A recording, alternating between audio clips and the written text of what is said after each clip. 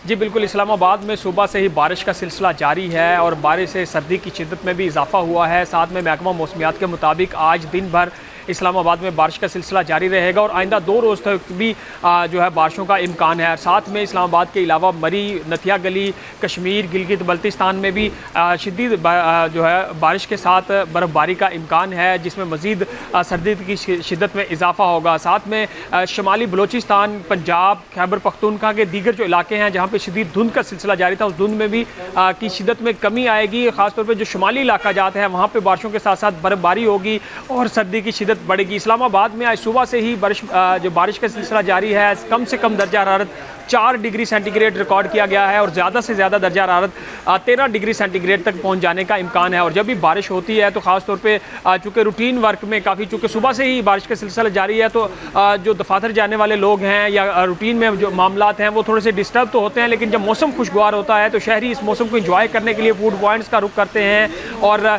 ख़ास तौर पर इस्लामाबाद में जब बारिश होती है तो जो पहाड़ियाँ हैं और उनका जो हुस्न है उसमें मज़ीद इजाफा हो जाता है। तो इस वक्त काफ़ी खुशगवार मौसम हुआ है और बारिश का सिलसिला भी इस्लामाबाद में जारी है।